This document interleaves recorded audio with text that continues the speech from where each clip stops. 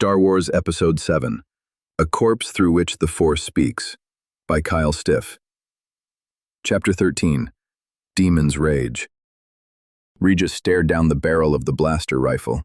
The sight of the weapon that would end his life made all the more galling because the red, horned Deveronian was smiling as he aimed down the length of it.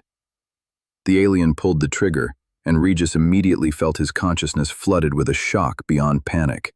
A sort of white-hot understanding that he would be sucked out of the universe and eradicated at the hands of an inhuman monster.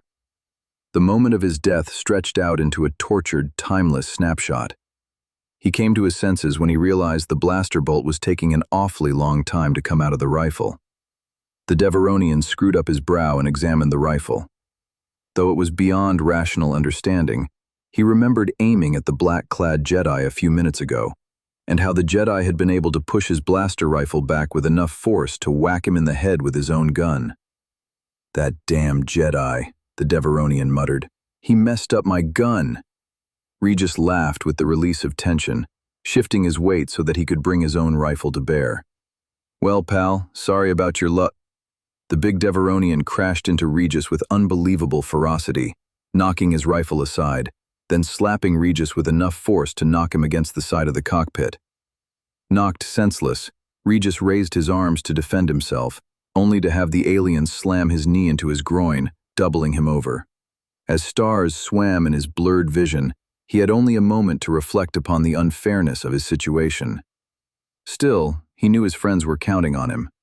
Despite being unable to draw in air, Regis lashed out with a right hook. With preternatural reflexes, the Deveronian hooked one arm around the pitiful blow, then grasped his belt with his free hand and threw him out of the cramped cockpit. Regis's stomach lurched as he landed on his head, then slid into the hallway in a heap. "You don't have to be sorry," the Deveronian said as he made his way toward Regis, stretching his neck and shoulders.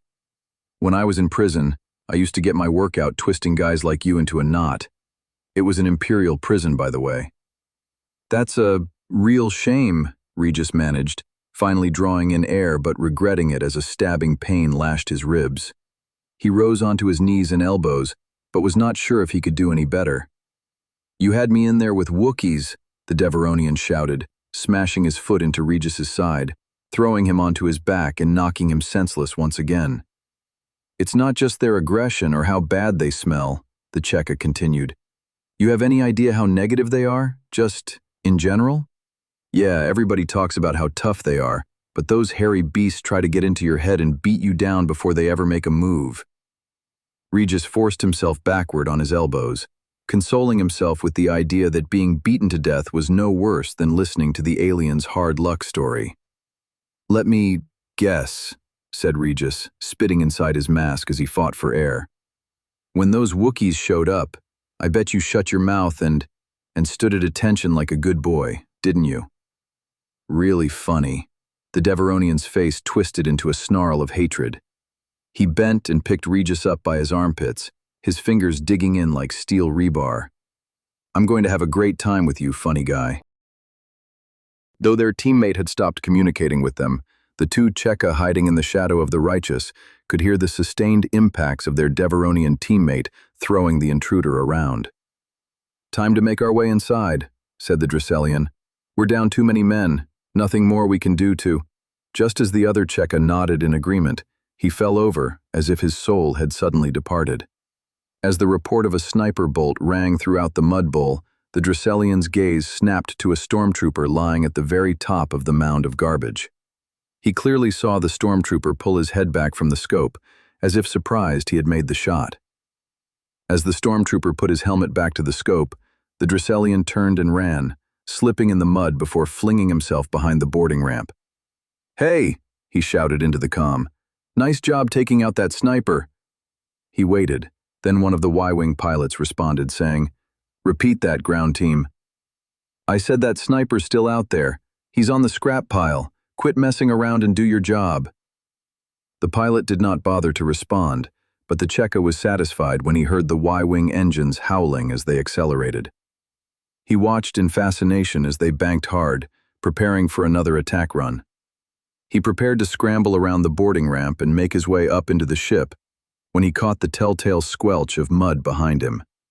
He whirled and saw a stormtrooper with a blaster pistol leveled at his head. "I never was much for sneaking," Sindo said as she pulled the trigger. The inside of the Cheka's mask erupted in a blaze of light before his head flopped on the ground, smoking from the blaster bolt's impact. Vasily felt a bolt of alarm race up his spine as the Y-wings roared to life. He got up as best he could with his leg acting up, then chanced to look at the Y-wings banking. "Sure would be nice to have some air support," he shouted. "Hey guys, remember when we had—" As he prepared to slide down from his perch, his robot leg seized up. He knew he had been pushing it, and as he perched awkwardly on his tiptoes, he decided that his mad run through the jungle, followed by a rough climb up the scrap pile, had proven too much for his discount limb. He danced back and forth, waving his arms, his stomach doing flips as he fixed his gaze on the long, jagged incline of sharp metal and plastic junk. The steady roar of the Y-wings grew into an electric bellow of rage, and in a blind, dumb panic, Vasily threw himself down the slope. He rolled and tried to control his descent, but holding onto a long blaster rifle with his robot legs sticking out straight, he could only slide and roll and flip, at the mercy of one hard impact after another. Then the mountain of scrap shuddered as the Y-wings unloaded on it. The Deveronian slammed Regis's head into the wall, finally shattering the black Death Trooper helmet after so many attempts. Regis slid down the wall, his vision blurred, unable to hear, his battered brain only wondering why his sweaty face suddenly felt cold. The Deveronian leaned against the wall, taking in deep breaths. "There you are," he said. "A handsome man. But now woo, just give me a minute." Regis drifted off for a moment, then woke up coughing. He sniffed as blood ran freely down his nose. He glanced up at the Deveronian, idly wondering why the wall looked as if it had been beaten with a sledgehammer. The Deveronian withdrew a short vibroblade where it was sheathed at his side. "I think it's about time we got a lesson in human anatomy. Don't worry, this shouldn't—" The Deveronian jerked his head aside, his dark eyes wide with alarm. Following his gaze, Regis saw a female stormtrooper standing with her blaster pistol held in both hands. "Get away from my commanding officer, you freak," Sindo shouted, firing over and over. Hardly aware of what was happening, Regis was fascinated by the crimson glow reflecting off Sindo's white armor. Then the floor shook under the impact of the giant alien's body, and Regis gripped his side, alarmed at the disturbance. His gaze followed Sindo's helmet as it dropped on the floor, then he rested his eyes. He felt a soft glove touch his face. "Sergeant! Sergeant! Are you okay?" said a warm, velvet voice.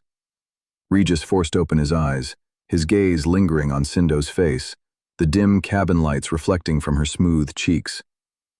Though she was wet with sweat, her fiery hair plastered on one side of her head, the concern in her eyes made her look like an angel. She spoke, but he heard nothing, drifting mercifully into darkness. As Luke staggered regaining his footing, and Lucid Arreo slipped in mud, the scrap pile erupted in a blaze of plasma energy, the force of the blast casting scrap metal skyward as the Y-wings tore across the mud bowl. Luke tried to calm his mind once more, but his awareness was worn so ragged that he knew there was no way he could defuse the blade of Reo's lightsaber one more time. As the strange Jedi prepared to attack once again, Luke noticed the Cheka freighter's rear exhaust ports flaring to life. Since the mud bowl was littered with dead Cheka and his teammates were nowhere to be seen, Luke did not need to reach out with the Force to know that it was time to end this fight. Lucid Arreo dashed forward with a surprising burst of energy. Again, Luke mastered his fear and stepped toward his foe. Sensing that Reo would suddenly step back as he swung, Luke pushed himself, rocketing forward in the wet mud. Reo's eyes widened in alarm as Luke grasped the Lucider's wrist, touched the Jedi's side with his free hand in order to distract him, then turned himself with enough force to send Reo spinning aside. Still, Reo somehow managed to retain his balance. He turned, ready to drive his blade into Luke's chest despite his orders, then realized he no longer held his lightsaber. In disbelief, he glared at Luke, who now held the lightsaber, examining the golden blade. Reo's heart thundered, afraid that he would be murdered in this hellish place. "Cheka!" Reo shouted, despite seeing only dead bodies in blue armor. "Cheka, please, help me." Luke deactivated the golden lightsaber, then held it out in one hand, as if offering it. As Reo flung out an arm to draw it back to himself, Luke's gloved hand whipped out like a viper. Then Reo's head rocketed backward, his throat suddenly clamped in an invisible vice. Luke studied the hybrid's misshapen face, watching how his eyes darted left and right, no doubt wondering how the Empress's most powerful Jedi could be so easily force-choked. No Jedi should be able to brush off another Jedi's defenses so long after being seemingly spent. As Reo's face went from red to dark purple, his eyes settled on Luke. Then Luke saw terror written in his mutilated face. At first confused, Luke realized that his own face was contorted with rage, a demonic, dark force snaking its way in through the edges of his mind. He realized then that he wanted to kill the Lucidator. He wanted to take the arrogant, preening, pretentious bully and make him suffer. To crush his pride in his last moment, and then snuff out his life so that the last thing he would experience would be... "No," said Luke, suddenly releasing the Lucidator. Reo gasped for air as he fell back, his body smacking into the mud with a sharp splat. Luke breathed deeply, forcing himself to be calm, at peace even as metal scrap rained down all around him. He wrapped his hand around the hilt of the lightsaber, concentrated, then shattered it. He pocketed the kyber crystal before turning toward the righteous. "Luke, help me, please." Luke turned and saw Vasily lying in the rubble at the foot of the hill of scrap. He had pulled off his helmet to breathe. Seeing him barely able to lift his head, Luke was struck by other memories of stormtroopers lying bloodied and beaten. Though the images were distasteful, the memories themselves were not unpleasant. He hesitated. "Luke, please," said Vasily. I can't." Luke ran to him. Without a word, he lifted the man, who clung to his heavy rifle with one arm bent like a hook. His breathing was ragged. In the distance, R2 turned in circles before the freighter's boarding ramp, beeping excitedly. Though Luke had planned on running to the ship with all haste, instead he dragged the wounded stormtrooper who leaned on him for support. That concludes this chapter of Star Wars Episode 7, A Corpse Through Which the Force Speaks. If you enjoy this story, please leave a like, comment, and subscribe. That helps sustain the story division of the Dynamic Solutions Megacorporation, an interdimensional LLC powered by your support. Thank you for your interest.